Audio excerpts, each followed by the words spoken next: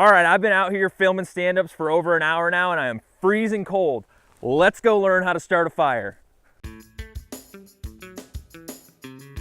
Hey, we're out here in Northwest Ohio in the woods. It's snowing, it's about 20 degrees out, and it's pretty windy. So I'm gonna teach you how to get a fire started. Not ideal conditions, but let's go find the stuff and get it going. The first step in making a successful fire is to go out and collect dry firewood of various sizes. This will allow you to have everything you need on hand to be prepared and to get the fire set up and going on your first try. So right here we got some bark. We're gonna take this off of this dead tree. We're gonna take it over to our fire pit and we're gonna use this as the base of the fire. If you lay it down on the ground, the inside of it's nice and dry, and that's gonna keep the snow from absorbing into the firewood, into the tinder, and give us a nice way to start our fire. Right here is a prime example, a dead tree, nice and brittle.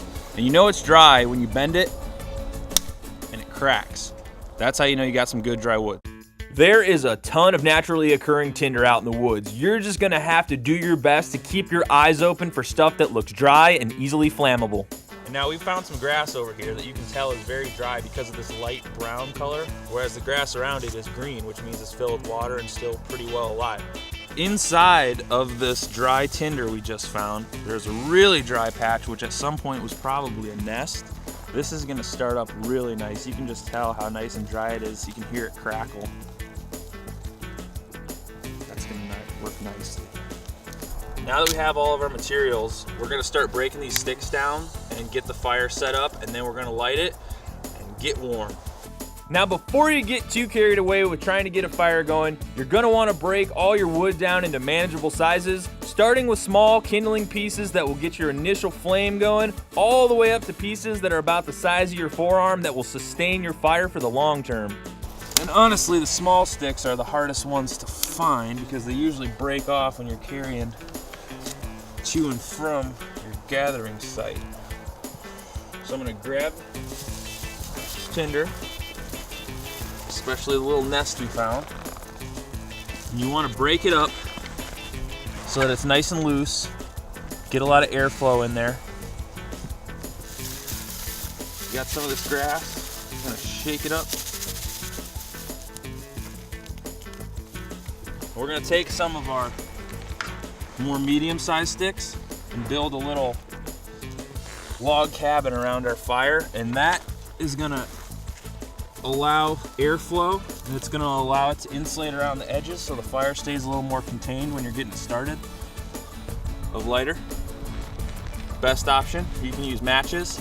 If you're really cool, you can use a magnesium striker or a flint, but that's a lot of work. So for a basic fire, we're going to do something like this. If your fingertips get cold, just put them in your armpits. Sometimes it works. Whew. Oh dang. Yikes. Now we're going to lighter in one hand, smaller sticks in the other. We're gonna go for it.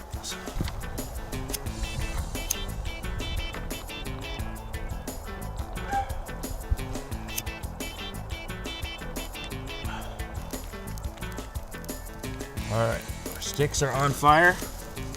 We're gonna add a little more. You can hear them sizzling. It's the moisture in the sticks. Now when it's this wet, you're really gonna wanna maintain a steady breath wind on this fire to keep it hot in the core, or it can still go out. So you wanna avoid that by keeping nice deep breaths away from the smoke. If you inhale too much smoke, it might make you pass out. So stay away from where the smoke's blowing. Nice steady breath. We get right into the center of the bottom part of the fire.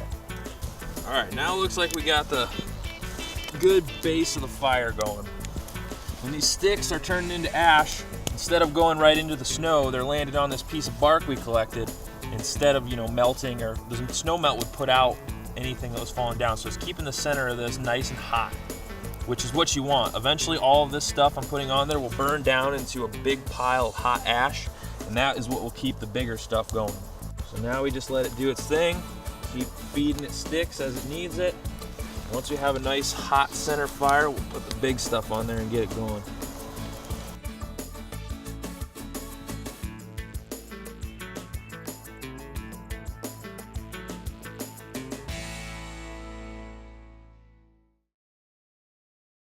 Normally on Take It Outside, you won't catch us on the street corner, but today we are out here at the Walgreens parking lot on the corner of Alexis and Secor, checking out the newly famous Christmas weed. So what brings you out to the famous Christmas weed? We actually have family Christmas today, but we're meeting here at the weed. All right. So you're basically having your family Christmas right here. At the weed. At the weed, at the Walgreens, at Doug, where are we at? Alexis and Secor? Yep. Kalamazoo. So are you excited for it? Have you been out there yet? I've not been out there yet. It's pretty thrilling. So what brings you out to the Christmas weed, the famous Christmas weed? We read about it in the news. It's nice to see Toledo in the news for something that wasn't like algae blooms or opioids. And yeah. So this was a fun story to hear about. Awesome. So we had to come see it. Yeah. Awesome. Where are you guys from? San Francisco. You're from San Francisco. Yeah. Are you visiting for the holidays? Yeah. Awesome. Exactly. Believe it or not, the Christmas weed is more than just a local and national phenomenon. People are actually coming out here to try and make a difference. It has been very busy out here all day. We had a big van out here collecting food goods and clothing, and for the food banks. People have been coming and going since I've been here at noon. It's just been awesome. I love this. This is awesome. Now, if you want to be remembered in the annals of history, get down right now to the Toledo Christmas weed and sign the official ledger. Really bad. Made it. Finally made it. Her parents live in Toledo, but we live in Michigan. Friends of ours from college told us about the Christmas weed, and we came down early to make the special trip to see it, and we're stoked. So you heard about it all the way out there? Yeah. NPR covered it, and the Washington Post covered it, all this.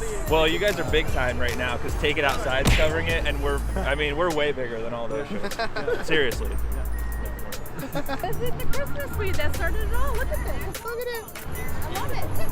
It's glad very to see festive. The first night I saw it, I was like, I want to come out and I'm about to bring something to it. And then the next morning, it exploded. Yeah. It's wonderful. It's very exciting. So you're here from Seattle? Here from Seattle. All right. For the holidays, my parents were like, well, the Christmas weed. All right, green light. You guys have fun. Merry Christmas. So the whole point of the show, Take It Outside, is to get people outdoors. And this time around, I didn't have to do any of the work. The lowliest of plants, the Christmas weed, has done it for us. So have a Merry Christmas, everyone. Come out here and check it out. It's a phenomenon. You're gonna love it. It's been great. Oh, Christmas weed, oh, Christmas weed. Oh, how I wish I could smoke you. Oh, I can't say that on TV. No. But he can. He can. I can. Love it. Thank you, guys. Can I, Thank you. can I